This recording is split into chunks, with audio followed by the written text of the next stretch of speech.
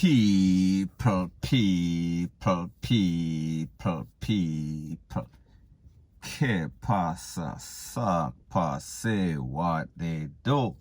Welcome to Jamaica Dancehall Source, your source for dancehall and our entertainment and news. Now the first thing that is popping in the news is a buzzing topic that has been taken over social media in the news. As it pertains to that lady, her name is Christina, and she basically drove her vehicle over the side, Flatbridge, and take care of herself. The rest was history. Now people, since that incident, a lot of persons are wondering, they are pondering, what is really going on? What would have motivated this lady or drove this lady to taking it to the furthest extreme extent? However, people, based on the accounts of some vendors, because people, you know, when it comes to Flatbridge, there are always vendors out there selling all sorts of juice, Neesberry, Mango, East Indian, Julie, Rete, Lele, blah, blah, blank. So according to the accounts, and people remember, I am not home right now, so therefore, the video that I am doing, I'm not really paying too much attention to the news. So therefore, whenever I get something, I am just going to speak about it, give my opinion on it. So therefore, this might be out there already. However, not like I am going to say it. So anyways, based on the accounts of some vendors out there, eyewitnesses, they said that they saw this lady drive past the bridge. She went one direction, headed towards Linstead. She came back and she went the opposite direction, going towards Angels, Plaza, Angels, in that vicinity. Then she made a stop in one of the corners and she stopped and she smoked some sort of cigarette. So people, as a matter of fact, take a listen, take a look to the voice notes of the vendors and then I'll give my piece. Eagles that sell out here said they saw the car at 10 o'clock. She parked up on the opposite side coming from Lindsay. She parked up and she was smoking a cigarette. And she go across, go that side here like she go out at Angels, turn back, come back. Another lady over there, the grey hair lady, said she see her park up and they asked her if she wanted any mango to buy. She said no, and this was the result. So what, she just come in the middle of She just come in at the middle of the bridge and just pull the car, turn the car right over. So people, based on the accounts of vendors that were there, you know these people, they are hustling. So therefore, whenever them see anybody stop, they are going to rush to their assistance in hopes of getting a liquor sale, a little food for the family, for the kids, Rete, Lele, blue, blah, blank. So therefore, they went and they saw that this lady was parked up and they asked if she needed any sorts of mango juice, anything like that. And she said that she was fine. And based on the fact that these persons saw her going one direction, then the opposite direction, they figured that maybe she just lost. However, then them realized that she just drive off the car, drive it over the edge. Now, based on some news report, it is said that this lady have all sorts of mental issues. And people, you know that in Jamaica, mental issue, it is very big. A lot of persons need psychological evaluation. A lot of persons are stressed out. A lot of persons have financial problem, financial burden, man problem, woman problem. So therefore, that could be categorized as emotional, because if you're stressed out, that is emotional. So therefore, I don't know to what extent she was emotionally scarred or emotionally need help. However, people, we saw that it obviously drove her to the fact where she felt as if she can't take no more, and she took it to the furthest extent. So when we look at stuff like this, we saw that she was kind of hesitant.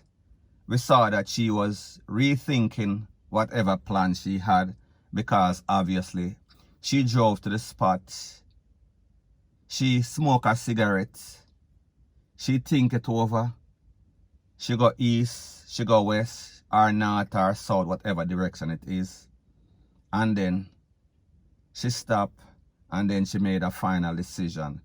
she figured that the plan that she went with, she was going to implement it because she did not see any other way out. And people, we saw that she basically take care of herself the bad way. So people, at the end of the day, it is just tragic, tragic, tragic. And I say this to say that if you look at her situation, as bad as she might think that it is, and you look at the situation of most Jamaicans, what she deemed to be problematic or stress, most persons in Jamaica might probably take that and accept it, and would be willing to live with that for the rest of their life.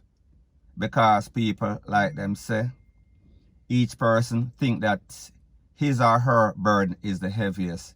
So therefore, while she feel as if a little amount of pressure on people, I cannot evaluate what type of pressure is little or whole heap.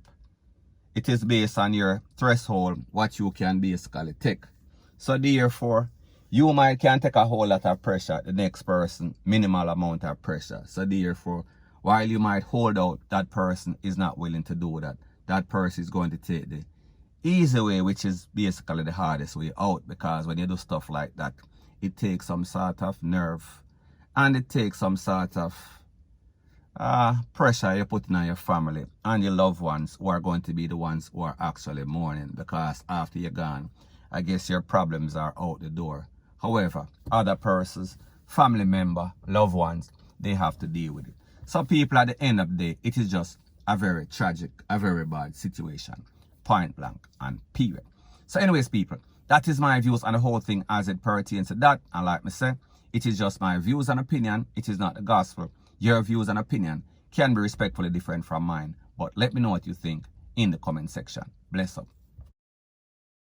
Now the next thing that is popping in the news is that we see that 6 persons got conned up in a place called Mount Pleasant. We are speaking about in Hanover. And out of those 6 persons, 2 persons did not make it. They were taken out. I am speaking about 29-year-old Aaron Melbourne and also 17-year-old Anthony Salmon. He is from Flankers. Mr. Melbourne, he is from the area. Now, based on the information, it is said that about 6 a.m. in the morning, crack of dawning, they heard all sorts of loud explosion. Sounded as if it is World War III. And after the smoke clear, 6 persons get caught up. 4 of them were taken to the place of recovery. The other 2 Dovecot mud. Now people,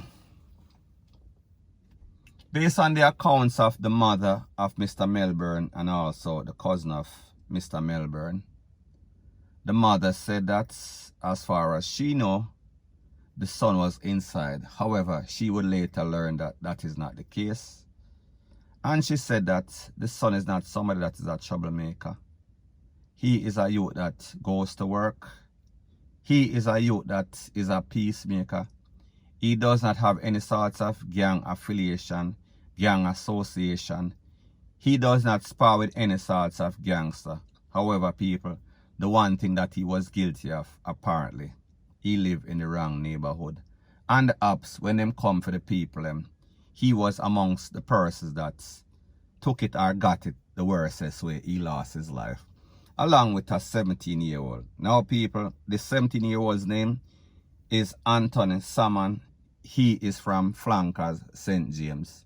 And you know, say St. James, Montego Bay, bordering, or it is the next parish, the next tourist mecca. So I don't know if he was a target. I don't know exactly what happened. However, we know that nothing don't just happen just like that. There's always something in a something. So as it pertains to Mr. Melbourne, he is said to be innocent. As it pertains to Mr. Salmon, 17-year-old, don't know the issue right there. So anyways, people, I am going to let you take a listen, take a look to what the mother of Mr. Melbourne and also his cousin had to say, that he is a peacemaker. And when I wake up and come out, I heard several amount of gunshot down the road, firing. And then, me know say my son was inside, but I didn't know that him come out, for them did have a little work to go do. but him did go to the shop. And after that now, me don't know for me never expect say he was in the shooting still. He then would have shoot him still. So then when I hear the firing of around hundreds of gunshot fire, BAWL-0UT. And when I go down and see him, he got several shots. And he lay down right beside a grave. I can't stop crying for my cousin. My cousin is so good to me. Boy, me tell us say better if me true me have to live for others, me just say BAWL-0UT. Now people, based upon the voice notes of the mother, like you hear she say, she hear hundreds of corner clap like the 4th of July. And after she hear from a shout, her son was taken out. He was one of the persons that did not make it. And the 4 other persons were taken to the place of recovery. And you also heard the cousin. She said that she can't believe say a peaceful youth like that actually lost his life. It makes absolutely no sorts of sense. So people, at the end of the day, it only shows you could be a random victim because you're at the wrong place at the wrong time. You're in the wrong neighborhood, or you're around somebody that is an intended target. And people like me say, I don't know, I did not hear anybody verify or validate the characteristics of the 17-year-old. However, we know say these gunmen, they are always coming for some sort of target, whether it is direct or indirect. Something is into something. They either have problem with somebody in the era, or the person will lose them life. They had problem with them, and people that is not always 100%. Sometimes these people, them just fool. However, people, at the end of the day, 6 persons pick up tack. 2 did not make it, 4 was taken to the place of recovery. However, there's a man that also got conned up. He was hanging out close on the line. He had nothing to do with nothing. However, in all the crossfire or the blaze up that took place, based on the mother of Mr. Melbourne, she heard at least 100 of people were talking about X amount of con.